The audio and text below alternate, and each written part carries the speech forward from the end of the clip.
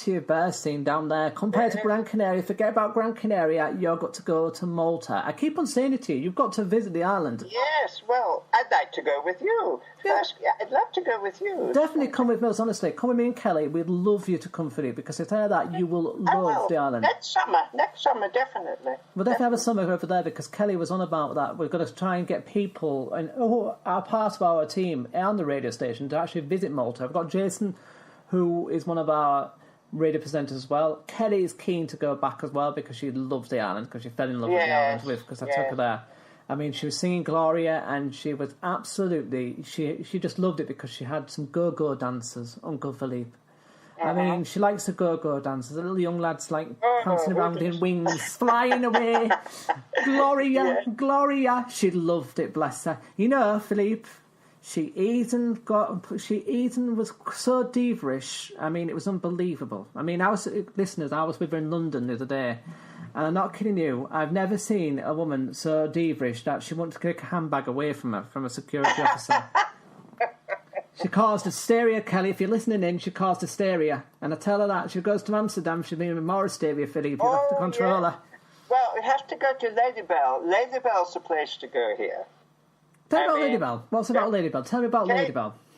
You know, get all your makeup in your handbags. Lady Bell's advertise Lady Bell, and I would say, I don't know how, I expect the listeners are quite familiar, but we have a street here.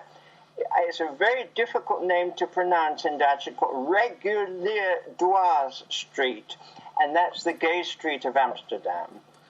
And there you've got most of the bars. You've got the Exit. You've got the the gay restaurants there, and you've got the Club Church. Club Church is really the place to go in Amsterdam any day of the week, and they have theme nights. So you can have underwear party one night. You can have jock straps. Oh, I like jock straps. Oh, yes. At Club Church. That's the place I'd like to promote. Club Church. It's called Club Church because it's in a street called the Church Street. In Dutch, that's Kerkstraat. But church is really out there. And it's run by a man who dresses up in leather, but he's also a drag queen. Oh, and he's called Miss Hopelez, Hopelezz, and he's an Australian, and he's a lovely guy. Oh, lovely. A bit Australian like our Kelly. That's good. And he's, you've got from one extreme of the gay scene to the other, all combined at Club Church. And he's opened our new sauna. We've got a new sauna. Again, a difficult name to pronounce, but I would advise everybody to get hold of a gay map. I've sent some new gay maps to my friends, and it's all there, and it's all very compact. You can walk from one to the other. That's a wonderful thing about Amsterdam. It's a village. Absolutely. You don't have long distances. That's what we need. I mean, the UK has lost its village. I mean, Manchester's lost it. London is still losing its nightclubs and pubs as well this month, so hopefully we want them to get together. I was talking about our DJ, Elarestro. Now, we was talking about him, and I couldn't believe when I was talking to Uncle Philippe, we haven't spoken to each other for a while, and he knows one of our DJs, don't you? Yes, Alessandro. And we met quite by chance. I was going on a train to Antwerp, to a party in Antwerp, which is a very good city to go to if you want to get out of Amsterdam. And I met this charming, tall, dark-looking man on the train, and it was virtually empty except for the two of us. And we started getting talking, and then I discovered, he said, "What do you do?" He says, "I'm a DJ." And then we exchanged, he's on my Facebook now, and we exchanged addresses and everything, phone numbers. And I've been catch with them ever since. But what I did not know, how famous this man is.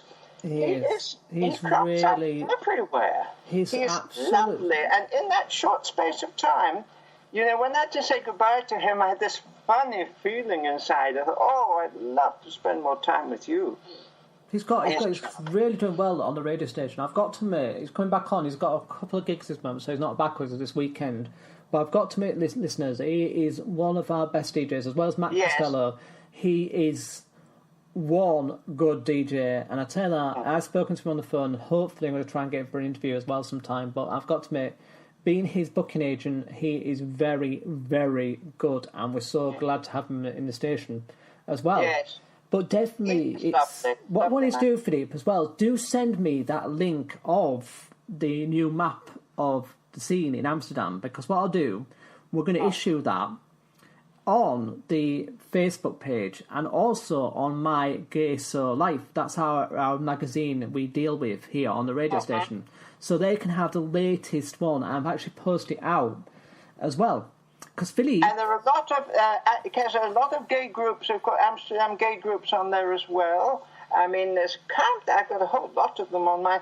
I can't remember them all, but not just the map, but I mean, most places, most of the bars, most of the clubs got their own groups, And another place I would say to everybody, do go, it's a funny name, when you're here, go to the Prick. P-R-I-K. Now, that was voted one of the best bars and most friendliest bars in Amsterdam. And it's right in the centre of Amsterdam near the Dam Square. And the barman there is delightful, lovely people. Most friendly. It's mixed. Everybody's welcome there. There's no kind of restriction. And that is one of my favourite places, and they won an award as one of the best and friendliest gay bars in Amsterdam. The Prick, P-R-I-K. Funny name, huh? That's a good one, isn't it, Philly? I forgot. Well, we're just going to get a taxi. We're going to go to the Prick. That's quite a good one, isn't it? The Prick. You couldn't say that in London, could you? Or Manchester. We're going to go to the Prick. Hey, that's a good one. I like that one. By the way, we're going to go to the Prick. This is kind of... I mean, I've been to Amsterdam. Get your prick out in the Prick. When I came to Amsterdam, I was quite naughty. Last time I came to Amsterdam was when I was working for actually KLM. And it was... I went to Amsterdam and I was with my partner at the time. Did we get married then? I think... No, we weren't married. We just went to Amsterdam by off chance for work. And... we'd gone down to the red light districts, then we went down to the gay scene, and then we bought this like green lollipop, and I always remember, it was a cannabis lollipop, wacky backy one. And I always remember I was watching BBC Radio, not BBC, I was watching News 24 on BBC, and all I could see was just sat there laughing at it. And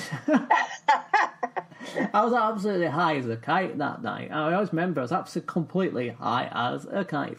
But I've got to admit, I do love to return to Amsterdam. It's one place what is on my bucket list to go back. Well, you're welcome any time. Just get on a plane and come. You can come from Leeds Bradford, I think, direct. Oh no, I won't go from Leeds. If I go from Manchester, it's a lot cheaper. It's only about £19. Is it cheaper from Manchester? Cheaper from Manchester. It's not cheaper from Manchester. By the way, Keza, I haven't lived there for years. I was a baby when I left, but it's my hometown, Manchester. Why do you, like I said to you, I think you need to go and pop over, don't you think, all listeners? And definitely go and pop over to Malta and definitely get yourself down to Manchester. The Manchester scene has changed a lot, and it's interesting to go and see some of the old buildings as well. It is an interesting place to visit. It's very historic, isn't it? It's very historic, I know. Definitely get yourself down there, because it's something what you'll experience. It's a nice city. I've got to admit, it is a nice city. I did some of my training in media there, and it is a lovely, lovely place. Definitely a nice place to visit. Do you know, I was watching, I've been watching The Crown on Netflix, and that was about the Queen when she was very young, and before she was Queen, Malta was her favourite place. That's where they went on their honeymoon, and had she not become Queen, they probably would have spent years there. It is a lovely... It was a favourite place of theirs. Seriously, you will fall in love with the island. I mean, Kelly Wilde went over, and she fell in love with it constantly when she arrived. She said, I got a rose. And she absolutely loved the island. A lot of people who have represented to the island have fallen in love with the LGBTQ community because they're such a friendly bunch of people. And I think that's one reason why I'm proud to be their station manager. I'm proud to be their LGBT radio station and run it from the United Kingdom to Malta, because they deserve it. They deserve... Well, so do you. I think it's fantastic what you've done, in the time since I've known you, because you weren't connected when we first got to know each other. No, we got to know each other on Gaydar at the time, wasn't it? On Gaydar Radio, and I mean that's one of the big network we actually got together, and I think that's what bonds with the radio. We've made a family for Malta what they needed in LGBT radio station. Exactly. And it needed that family. It needed a community to be bonded, and the radio station that bonds people. It shows Malta off. I think it shows Malta off, and it shows the Maltese community how lovely people they are. And I've got to admit, I think when I first went to the island with my partner, from being a child to going over there as a gay couple, we was made welcome, and we was made welcome in open arms. They absolutely were. My partner saw the island. He was made welcome. Some of the friends I've known since I was children. My closest friend is Vanessa. My closest friend is James. We speak to each other daily, and I've made such a big family on that island. Yes. To give the radio station as a gift is both me and my partner have paid for the full license for the radio station, and it's lovely to give something to the island back. Yes. And it's something what I'm passionate about, and my radio presenters are passionate about. Kelly's got passionate about it. We've all got very passionate about giving something to the island, what it needed, and we're proud of it. We're very proud of the station. I think they can feel that. They can feel your enthusiasm, I think. And I think it's good. I think I'm chuffed to bits with them. I'm really happy for them, because they needed something, but it gives them a voice. It's their radio station. As I always said to them, I present it. It's your radio station. It's your gift. You tell me what you want on it. I keep it to the European market, and that's what I do. I give them the acts. I give them whatever they want, because I'll try and give them something what they need, and to see that they're progressing in the years I've known them as a children. And I think they're absolutely, some of them, I think it's amazing. Absolutely amazing. They're progressing far better than some other countries around the world. And it's nice to go open it up, the world, to Malta. All the other LGBT communities around the world are actually finding out that it's a lovely island. Yes. Well, I'm dying to go there, because I'm dying to feel the spirit of the place that you describe. I can well imagine, but you have to get your personal experience of it. Yeah, exactly. And I can't wait to go there, really. Another island I always loved, I've been there for a while, is Ibiza. Ibiza? Yes, Ibiza, yeah. Same kind of mentality there. It's got this very laid-back experience, very laid back there. And what can I ask? What is the money there? What's the currency? It's euro, the same as you. They're in euro. Euro. Yeah, the euro, same as you. And aren't they in the EU, I suppose? And they're in the EU as well. And they want to stay in the EU?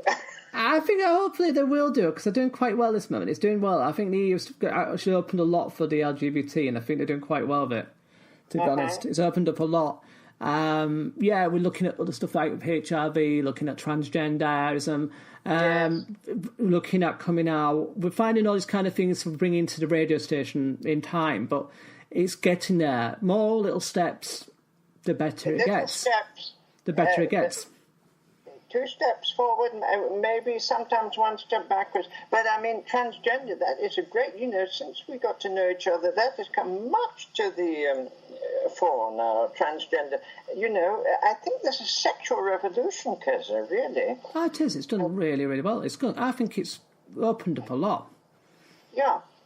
And, we talk now freely. I mean, we are in most of Western Europe, we're more or less accepted now, in the sense that people get a bit blasé. They think, oh, well, if you say you're gay these days, you say, oh, well, so what? We know you are. Doesn't matter. Whereas I have an old friend, he grew up in the 50s. He said, you could dare not come out. You dare not. Your whole career could be ruined, etc. I mean, we're impatient, but we have come a long way. We've come a really long way. On the radio, I mean, you have the unique opportunity to spread the word and spread what's going on. around the world. You do, and that's what I like about it. I think it really has opened doors for the Maltese community.